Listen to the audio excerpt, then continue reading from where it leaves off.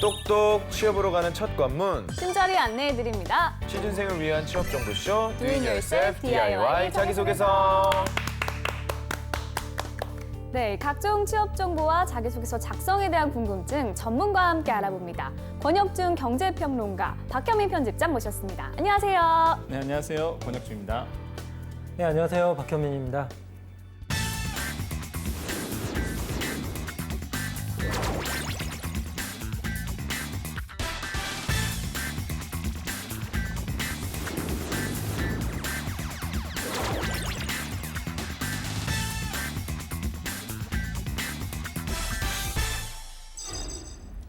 자기소개서의 주인공 만나보겠습니다. 주인공이 희망하는 오늘의 기업, 너를 보여줘. 짜잔, 나왔습니다. 네, 오늘의 기업은 바로 한국주택금융공사입니다. 이 주택금융이라는 말에서 어떤 일을 하고 있는 기관인지 대략 느낌이 오긴 하는데요. 자, 설명부터 해주시죠. 네, 한국주택금융공사는 2004년에 설립된 금융위원회 산하기금관리형 준정부기관입니다. 1996년부터 주택금융공사를 세우기 위한 움직임이 있었는데요. 당시 1997년에 외환위기로 인해서 점점 미뤄지다가 2004년에 근거 법률이 만들어지면서 2004년 세워지게 되었습니다. 주택금융의 장기적이고 안정적인 공급을 통해서 국민들의 복지 증진 그리고 국민의 경제 발전에 이바지하겠다는 설립 목적을 가지고 있습니다. 예. 네. 그렇다면 구체적으로 어떤 일을 하게 되는 건가요? 가장 주목할 것은 역시 주택 보증 사업이 있겠죠. 전세자금 대출이라든지 아니면은 아파트 중도금의 대출 이런 부분이 이제 보증 개인에게 이제 보증을 서주는 것이고요. 또 한 가지는 이제 사업자 보증이 있습니다. 뭐냐면 건설업에 대한 이제 사업자에 대해서 신용 보증을 함으로써 이제는 궁극적인 목표 바로 국민의 주거 안정에 기여한다는 이런 어떤 설립 취지에 맞는 일들을 하고 있습니다. 네. 맞아요. 전세자금 대출 받을 때 주택금융공사를 찾는다는 게 지금 생각이 났네요. 네. 네, 그리고 또 많이들 알고 계시는 게 있는데 주택연금입니다. 예. 그러니까 만 60세 이상의 집을 소유하고 있는 노인층이 집을 담보로 맡기고 자신의 집에 평생 동안 살면서 일정 기간 매달 국가에서 돈을 보증하는 연금을 받는 이른바 한국형 영모기지 제도인데요. 이것 역시 한국주택금융공사의 대표적인 사업 중에 하나입니다. 예, 요즘 같은 100세 시대에 정말 주택연금이 유용할 것 같은데요. 대략 한 달에 얼마나 받게 되는지 좀 궁금한데요. 고정금리가 아니고 가입 네. 연령 그리고 주택 가격에 따라서 연금 지급액이 결정이 되는데요. 예. 가령 만 60세의 주택 보유자가 5억 원 상당의 주택을 맡겼을 경우에 사망 시까지 매월 114만 원을 받게 됩니다. 또 70세 이상의 경우에는 166만 원을 받게 되고요. 네. 특히 대출자 사후에 만약에 그 집이 매각돼서 그 돈이 남았다. 그렇게 됐을 경우에 그 차액을 자녀에게 지급을 하지만 만약 집값이 하락해서 그 돈이 부족했다, 손해가 발생했다 그런 경우에는 상환 의무를 면제한다는 장점이 있습니다. 그렇군요. 저희 부모님도 주택연금 하나 들어드려야 할까 봐요. 네. 자, 그렇다면 또 다른 사업 뭐가 있을까요? 네, 이 밖에도 이제 주택 담보 대출 사업도 있는데요. 대표적으로 보금자리론 아니면은 또 한 가지 디딤돌 대출, 적적 대출 이런 어떤 대출 상품에 보증하는 사업도 하고 있고 예. 무엇보다 또 유동화증권도 있죠. 사실 유동화증권 같은 경우에는 한국주택금융공사를 이해하실 때 모르면 정말로 안 되는 기본적인 사업 중에 하나인데요. 많은 분들이 이 유동화증권에 대해서 헷갈려하시는 분들이 많으세요. 실제 한국주택금융공사의 면접 질문에도 나왔을 정도로 굉장히 핵심 사업 중에 하나입니다. 어떤 거냐면 그냥 많은 분들이 이제는 모르셔서 그냥 잠깐 제가 개인적으로 좀 설명을 드릴게요. 만약에 제가 주택을 사기 위해서 은행 가서 이제 1억 원을 빌린다고 쳐봐요. 그러면 시중은행 입장에서 1억 원을 저한테 대출을 해줍니다. 근데 이 시중은행 입장에서 보면은요, 저 같은 사람이 수십 명, 수천 명이 될 거예요. 그러면은 1억 원에서 대출을 해주는데 그것도 장기 대출이에요. 20년.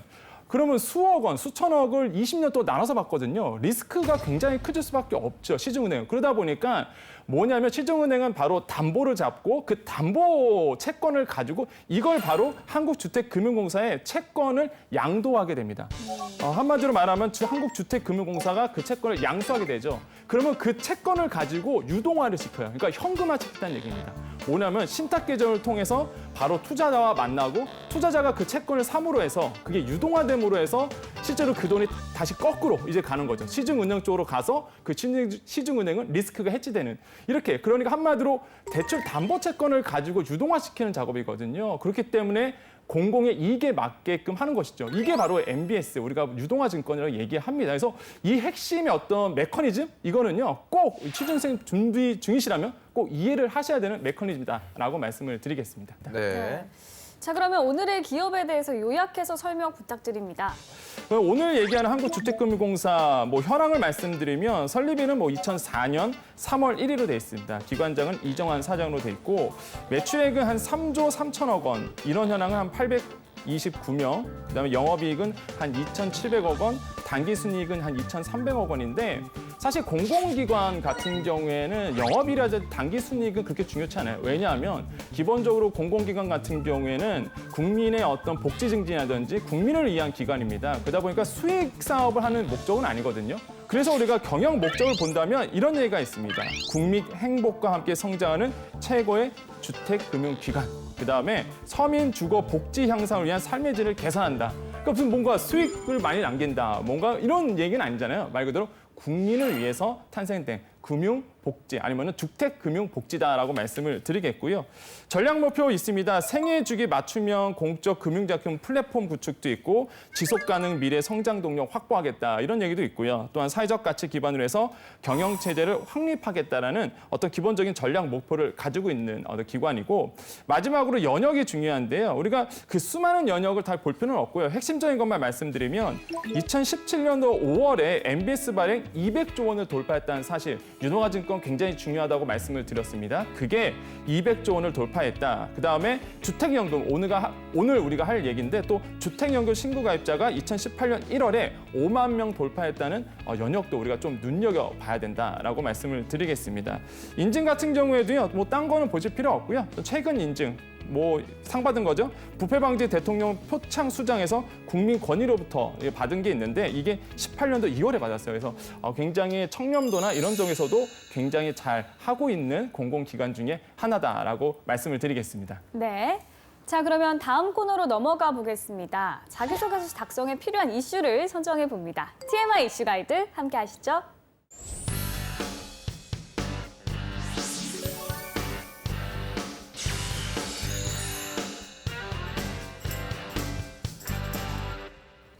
네, 기업을 지원하는데 기업에 대한 배경과 정보를 제대로 알지 못하면 서류 전형은 물론이고 면접 전형에서도 곤란한 상황이 생길 수 있는데요. TMI 이슈 가이드는 그러한 기업의 모든 것에 대해 알아봅니다. 네, 이것만 알고 가자 TMI 이슈 가이드. 오늘의 기업은 한국주택금융공사입니다. 자, 본격적으로 한국주택금융공사의 환경 분석을 해보도록 하겠습니다. 첫 번째 이슈 주시죠. 현금 모자란데 주택연금 탈퇴 늘어? 아까 이 주택연금에 대해 알아봤을 때는 여기 완전 좋은 제도인 것처럼 이렇게 들렸는데 탈퇴가 느는 이유가 무엇인가요? 네, 일단 현금 자산이 상대적으로 부족한 이 고령층에게 있어서 유용한 자금을 제공한다는 점에서 이 주택연금이 주목을 받았던 건 사실입니다. 하지만 지금 현재 중도 해지율이 굉장히 높거든요. 그래서 제도 개선이 요구되고 있는 상황입니다. 주택연금 누적 가입자 수가 연금이 출시된 첫 해를 기준으로 515명에서 꾸준히 늘어서 지난해 말 기준 4만 9천여 명에 달했었거든요. 네. 그런데 올해 5월까지 중도 해지 누적 건수가 무려 5,284건이라고 합니다. 그만큼 이 연금에 대한 만족도가 상당히 낮았다라고 볼 수 있습니다. 이렇게 만족도가 낮은 이유가 있을까요? 이게 주택연금은요 특징이 그 국민연금과 같이 이제 인플레이션요, 그러니까 물가 상승률을 반영하지는 않습니다. 그러니까 무슨 얘기냐면 기본적으로 연금에 대해서 공부하신 분들은 당연히 이제 인플레이션이라든지 물가 상승률을 반영해서 그만큼 물가만큼 연금에도 반영이 돼야 되는데 주택연금 같은 경우에는 이제 물가 상승률을 반영하지 않다 보니까 처음에 내가 100만 원 받았다 그러면 그게 10년까지 계속 100만 원이거든요. 그러니까 메리트가 좀 떨어질 수밖에 없죠. 근데 여기서 중요한 거는요. 물가 상승률을 반영 안 한다고 해서 사실 그 변동분이 움직이는 건 아닙니다. 기본적으로 수령액을 처음 정할 때 주택 가격 상승률이라는 걸 계산해서 넣거든요. 그러니까 주택 가격이 어느 정도 상승할 것이다라는 걸 계산해서 넣기 때문에 그렇다고 뭐 너무 이 연금 자체가 주택연금 자체가 상승분에 대해서 가치를 반영 안 한다 이런 거는 어폐가 좀 있고 이렇게 주택 가격 상승률을 반영하고 있으니까 어느 정도는 이제 상승률에 대해서는 고민하고 있다라고 말씀을 드리겠죠. 하지만 일단은 기본적으로 처음 100만 원 받으면 계속 100만 원이라고 그랬잖아요. 근데 만약에 주택 가격이 뻥튀기 된다면 네. 그 사이에 주택 가격이 높아진다면 일단 내가 가입자 입장으로서 굉장히 손해라는 손해죠. 느낌을 받을 수밖에 없어요. 그러다 보니까 또 한 번 해지율이 높아지는 거고 마지막으로 말씀드리고 싶으면 오히려 그러다 보니까 1년에서 3년 차이가 많을 수밖에 없어요. 왜냐하면 이게 기간이 가입이 길어질수록 중도 해지 때의 수수료를 반환한 수수료가 많아지거든요. 그러니까 어차피 해지할 거면 내가 짧게 낼 수 있는, 그러니까 적게 낼 수 있는 한 1년에서 3년 차 사이에 해지율이 많아지다 보니까 이게 거시적으로 봤을 때는 초반에 해지율이 많아질 수 있는 그런 어떤 현상이 일어나고 있는 것이죠, 지금 현재. 네, 듣고 보니 진짜 그렇겠네요. 차라리 이렇게 집을 팔아서 노후 자금으로 사용하겠다는 생각을 할 것 같기도 해요. 네. 자, 그렇다면 주택연금 해지율을 낮추기 위해서 주택금융공사가 어떤 대안책을 마련을 하고 있을까요? 이게 뭐 이어서 말씀드리면은 그러니까 뭐 당연하겠죠. 수도권 같은 경우는 아시겠지만은 몇 년 사이에 뭐 상승이 엄청났죠. 집가 상승이 엄청나다 보니까 아무래도 뭐 아까도 말씀드렸지만 집가 이렇게 올라가고 있는데 높이 올라가고 있는데 아 내가 이거 연금 들어서 나라에게 주는 것보다 내가 차라리 팔아서 쓰는 게 낫겠다라고 생각이 드는 거죠. 그래서 이제 나라에서는 이걸 가지고 이제 해결책을 마련했습니다. 처음에는 뭐냐면 첫 번째로 연금 종료 시점 기준으로 해서 주택 처분 가격을 극대화한다는 거죠. 무슨 얘기냐면 실제 주택연금이 종료가 된다면 이것을 이제 현금화할 때요. 보통 단순하게 이제 채권 회수 방식. 그러니까 말 그대로 뭐랄까요? 공매 형식이라든지 아니면 주택담보를 채권 회수 형식으로 이렇게 돌려요. 그러니까 돈을 그렇게 쓰는 거죠. 근데 이게 이렇게 쓰는 것보다 차라리 공공임대주택 사업 같은 거를 해서 이거를 차라리 받았던 이제 주택을 뭔가 이렇게 다른 어떤 포트폴리오에서 사업하는 거 이런 것을 좀 고민해 보자라는 이제 얘기가 많이 흘러들어오고 있고 또 한 가지는 주택연금 유동화증권 아까 유동화증권이라고 했잖아요. 이거를 이제는 증권화해 갖고 좀 팔면 안 되나? 이런 어떤 아이디어도 내고 있는 것이죠. 그래서 실제적으로 이것을 주택담보 채권을 가지고 유동화시켜서 실제적으로 이제 현금화하는 부분. 투자자에게 받는 거죠. 그다음에 보증률을 상환 조정, 그러니까 보증률을 상향해 갖고 이거를 조정하자 이런 얘기가 있는데 이게 뭐냐면요.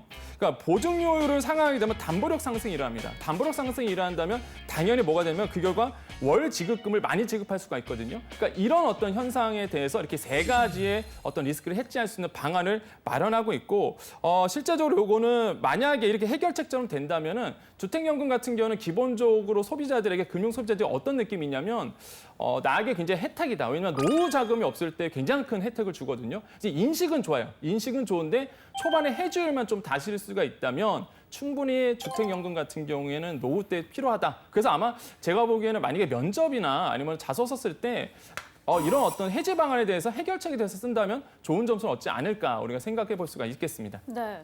자, 그렇다면 해외의 경우는 어떨까요? 우리처럼 주택연금이라는 게 있나요? 네, 미국이나 홍콩에서도 이런 영모기지 제도가 존재하긴 합니다. 하지만 우리나라와는 일정의 차이점을 보이는데요.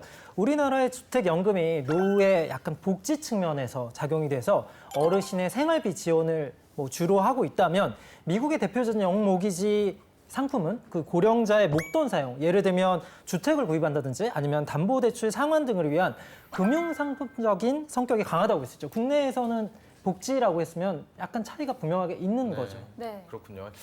들으면 들을수록 굉장히 보완이 좀 된다면은 굉장히 매력적인 상품이 될 것 같고 좋은 제도가 될 것 같습니다. 이게 그러니까 지금 뭐 집에 대한 개념 자체가 패러다임 자체가 많이 바뀌었죠. 이제는 네. 뭐 투자라기보다는 뭐 상속을 해줘야 되겠다 이런보다는 내가 살 집이고 그다음에 실제적으로 부모님들도 이제 자식에게 물려주지 않을 거다. 또한 뭐 자식분 세대도 이제는 뭐 내가 부모를 공양해야 할 어떤 그런 풍토는 많이 사라지고 있는 풍토다 보니까 집에 대해서 다시 한번 좀 패러다임의 변화 어떤 이런 트렌드들이 맞물려서 이런 현상들이 움직이고 있다라고 우리가 해석할 필요가 있겠습니다. 예. 네.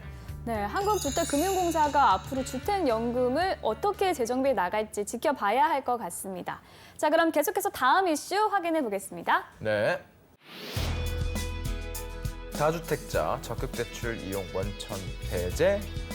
자, 다주택자라고 하면은 이제 1주택 이상을 소유한 사람들을 말하는 건 알겠는데 이게 적격대출이라는 게 이게 무엇일까요? 네, 적격대출은 한국주택금융공사의 모기지론 상품 중에 하나입니다. 이 모기지론이라는 것은 구입하려는 주택을 담보로 잡혀서 대출금을 차입자 소득에 따라 장기간 동안 갚아나가는 주택담보대출이라고 할 수 있는데요. 모기지론에는 앞서 말씀드렸다시피 많이 들어보셨던 보금자리론, 디딤돌대출, 적격대출이 포함됐습니다.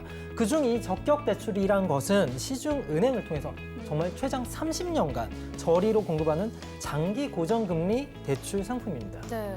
근데 정말 요즘 집값이 껑충 뛰었잖아요. 뭐 기사마다도 전부 집값 얘기밖에 없더라고요. 그래서 이 한국주택금융공사가 지나친 투자를 막기 위해서 나선 게 아닐까 이런 생각이 드는데요. 자세한 설명 우리 평론가님께 들어보도록 하겠습니다. 네, 아니 우리 캐스터님께서 또 아나운서님께서 말씀하신 게 맞아요. 말 그대로 부동산 담보대출 자체가 이제 부실화질 위험이 커다 보니까 이거에 대해서 좀 조이기 위해서 좀 제약을 많이 두고 있는데 적격대출은 뭐 기준이 그렇습니다. 만기 10년 이상 뭐 고정금리 분할 상환 방식으로 주택 가격 9억 원 이하의 어떤 가격, 그다음 대출 한도 5억 원까지 이것을 충당을 된다면 요건이 충당된다면은 주금공이 이제는 금융기관으로부터 양수하기로 한 적격 대출이에요. 그러니까 금융기관 입장에서는 리스크가 전혀가 없습니다.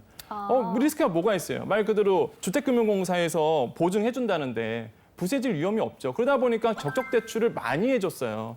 그런데 이게 이제 부실화 위험이 되니까 너무 이걸 가지고 말 그대로 투기, 말 그대로 투자 목적으로 활용되다 보니까 나라에서는 이걸 이제 쪼이기 시작했죠. 그래서 지금 많이 제도가 바뀌었는데 적격 대출이 이제 보유 주택수 요건을 도입을 하기로 했습니다. 그래서 10월 5일부터 2018년 10월 5일부터 이렇게 바뀌었어요. 무주택 또는 1주택, 그러니까 기존 주택을 2년 동안 팔기로 한 약속한 1주택 내에 처분하는 주택이야지만 이게 적격 대출 되도록 이렇게 제도도 바뀌었거든요. 그러니까 굉장히 좀 까다로워진 부분이 있습니다. 그래서 정말로 좀 제도 자체가 많이 바뀌고 있구나. 전세 보증 자격 제한 강화도 지금 이뤄지고 있죠. 그러니까 이게 왜 생겼냐면 또 뭐 아시겠지만 갭 투자라는 게 굉장히 인기가 끌었었잖아요. 네. 말 그대로 여유가 있으신 분들이 전세 보증 자금을 받고 이거를 당연히 한국주택금융공사에서 보증을 해줬죠. 그러다 보니까 싼 저리로 내가 전세를 받고 보증금을 받고 내가 실제 저는 이제는 그 제도에 맞춰야 되니까 나는 전세를 얻어요. 근데 여유 자금 갖고 집을 딴 걸 사는 거죠. 그러니까 이거를 말 그대로 이렇게 머리를 이렇게 쓰시는 분들도 많다 보니까 말 그대로 주택 가격이 말 그대로 조금 정상화되지 않은 부분이 있었어요. 그러다 보니까 이제는 이것도 줄이기 시작했죠. 그래서 실제적으로 2주택 이상 보유한 다주택자와 부부 합산 7천만 원 이상 소득 가구에는 전세 보증 상품을 이용할 수 없도록 바뀌었습니다. 신혼부부 같은 경우에는 8,500만 원까지 돼 있는데, 그러니까 소득도 보고요, 주택도 보겠다. 그래서 굉장히 까다롭게 요건을 바꿨다. 이것도 말 그대로 실수요 위주로 바꾸기 위해서 이렇게 모든 제도들이 바뀌고 있다라고 볼 수가 있겠습니다. 그래서 중요한 건 그겁니다. 우리나라의 부동산 제도가 실제적으로 한국주택금융공사에서 보증을 통해서 이루어졌는데 이 자체를 막아버리겠다는 얘기고요. 그렇게 되면 굉장히 안정화에 굉장히 큰 힘을 발휘할 수 있는 좋은 어떤 실수요자 입장에서는 굉장히 좋은 제도로 바뀌겠다라고 우리가 판단해 볼 수 있습니다. 네. 이 한국주택금융공사가 다양한 제도를 통해서 불평등 없는 사회 만들기에 일조할 수 있기를 기대해 보도록 하겠습니다. 자, 그럼 여기서 잠시 쉬어가는 코너 살펴볼까요? 네, 막간을 이용해 박현민 편집장께서 잠시 쉬어가는 이슈 랭킹 준비해 주셨죠?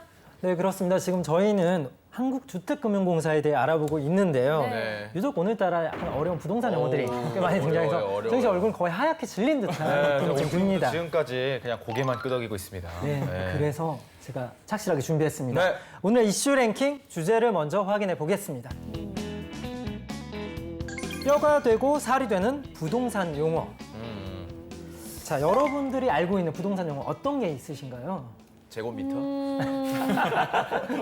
몇 평인지. 네, 네. 그 평 사실 이 평이라고 얘기하는 게 불법이 됐어요. 맞아요. 네, 그래가지고 평이라고 이제 공시하거나 이렇게 얘기하면 안 되는 걸로 저는 알고 있거든요. 제가 지금 불법을 저지른 건가요? 아니에요. 그거는 제가 말을 예전에 이제 있었던 관습을 그냥 살짝 살포시 꺼내신 거일 뿐. 네, 뭐 이제는 제곱미터로 가는 거고. 뭐 그 정도밖에 모릅니다. 사실 많이들 알고 있지는 않아요. 사실 네. 이사를 실질적으로 다니는 사람이 많지도 않고. 그럼요. 그러니까 그럼에도 불구하고 요즘 뉴스에서 부동산 얘기가 너무 많이 나오잖아요. 네. 그러니까 알아야 좀 당하지 않는다고 해야 되나요? 그러니까 알아보는 시간을 좀 가져보고 싶었는데 네. 정확히 잘 모를 법한 이 부동산 용어 몇 가지를 제가 준비해 왔는데 네. 일단 화면으로 보시죠. 뼈가 되고 살이 되는 부동산 용어 3. 첫 번째, 전용 면적. 전용 면적. 전용 면적은 이제 실제 사용하는 면적을 말씀하는 거겠죠. 네, 맞습니다. 소유자가 네. 독점해서 사용하는 어떤 부분의 면적을 이게 중요해요. 전용 면적, 네. 그러니까 그냥 면적이 아니라 전용 면적이랑 전용 그 수치를 정확히 봐야 됩니다. 각 세대가 정말 독립적으로 사용하는 전용 부분으로 공용 공간이 있죠. 거실, 주방, 욕실, 화장실. 또 독점 공간에는 침실 이렇게 구분을 할 수가 있습니다. 자, 여기까지는 약간 맛배기 문제였다면 네. 이건 좀 어려운 용어로 가보겠습니다. 네. 자, 뼈가 되고 살이 되는 부동산 용어 3. 두 번째, 비과세. 비과세. 아. 뭐 일단 세금을 내지 않는다는 건 그러니까 알죠. 안일비자 아닌가요? 아, 한문 공부 좀 하셨나 봐요. 네. 네, 굉장합니다. 거의 가깝게 맞추셨는데 네. 실제 일정한 과세 대상 물건에 대해서 과세를 하지 않는다. 비과세. 네, 비과세를 그렇게 비과세라고 하는데 처음부터 과세 대상에서 제외되는 거예요. 그러니까 이게 뭐가 다르냐면 비슷한 용어로는 감면이라는 게 있어요. 감면은 그쵸. 완전 처음부터 제외된다는 게 아니고 일단 과세 대상에는 포함이 되는데 납세 의무 자체는 성립을 하지만 특별한 이유 때문에 그것을 내지 않아도 된다, 감해준다라는 감면입니다. 그러니까는 일부 또는 전체가 면제되는 것이기 때문에 납세 의무 자체에 처음에 아예 없다라는 것과는 네. 차이가 있는데 감해준다라는 것과는 차이가 있는 거죠. 알겠습니다. 일단 미묘하게 굉장히 다릅니다. 네. 자, 또 있죠? 네, 뼈가 되고 살이 되는 부동산 용어 3. 자, 세 번째입니다.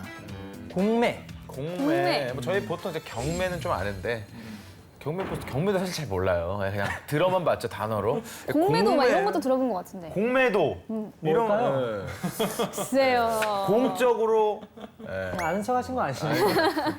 네, 어쨌건 정말 비슷한 거긴 합니다. 예. 그 공매라는 건 공공기관이 주체가 되어 실시하는 경매. 아. 그래서 줄여서 공매라고 하는데요. 네. 공매의 경우에는 두 가지 종류가 있는데 하나는 민사상의 강제 집행으로 그 목적물을 환가 처분하는 방법. 이게 바로 전형적인 우리가 알고 있는 경매죠. 예. 네. 그리고 다른 한에는 국세를 체납한 거예요. 국세 체납을 처분하는 절차의 최종 단계로 너의 집을 내놔라 라는 거를 아. 압류 재산으로 강제적으로 환가 처분하는 이런 경우가 있습니다. 네, 그렇군요.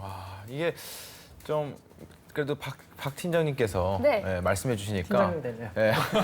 박 편집장님께서 설명해 주시니까 이해가 쏙쏙 되네요. 네. 취준생분들도 알아두면 좋을 상식이 아닐까 싶습니다. 자, 그러면 계속해서 한국주택금융공사의 이슈와 환경 분석을 해보도록 하겠습니다. 다음 이슈 보여주시죠. 한국주택금융공사 스크래핑 서비스 도입.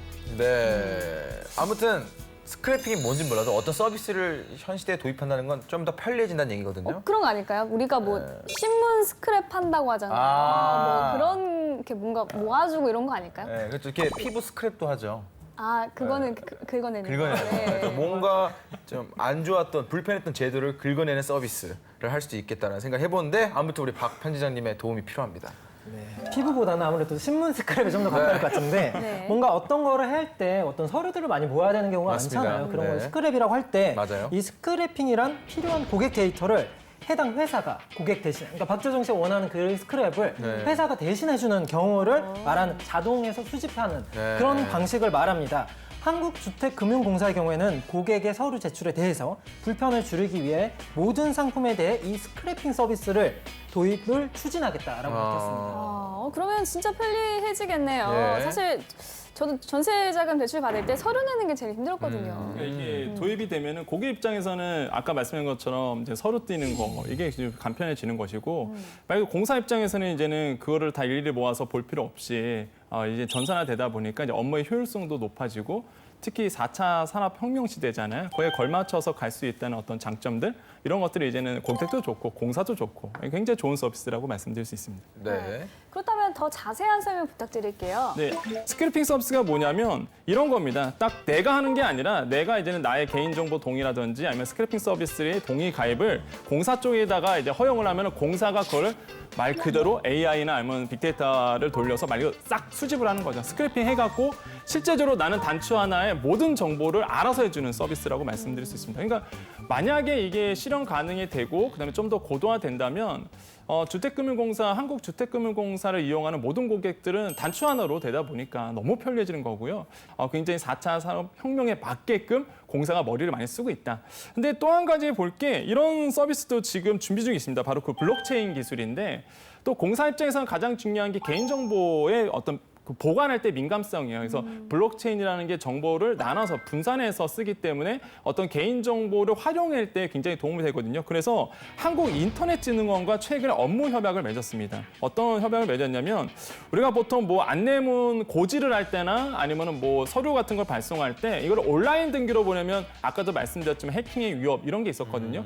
이걸 이제 블록체인 기술을 통해서 안전하게 고객들에게 도달할 수 있도록 하는 기술 이런 것까지도 실제로 도입을 하고 있다. 그래서 이정환 사장이 그런 말을 했습니다. 스마트폰이 확장하고 있는 시대에 한국주택금융공사도 시대에 맞춰서 바뀌어야 된다. 그래서 전자문서나 디지털 트랜스포메이션이 빠르게 확산될 거기 때문에 우리도 이렇게 발맞춰서 나가야 된다라고 말을 했거든요. 이제 이런 것처럼 한국주택금융공사가 만약 4차 혁명에 맞게끔 진화되고 있다라고 이런 스크래핑 서비스를 보면서 우리가 알 수 있겠습니다. 네. 자, 지금까지 TMI 이슈 가이드. 오늘은 한국주택금융공사에 대해서 알아봤습니다.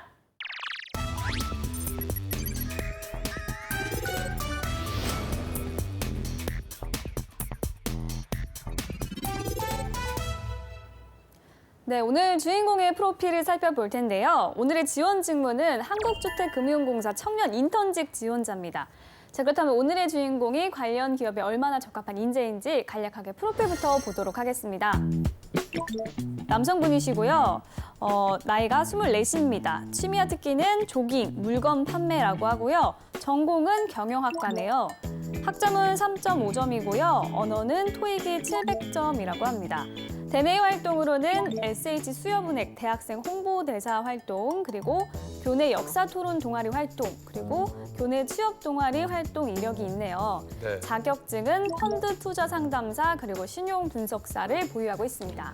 네, 오늘의 지원자는 이 금융기관에 취업하기 위해서 이 경력을 쌓아온 게 좀 눈에 보입니다. 네.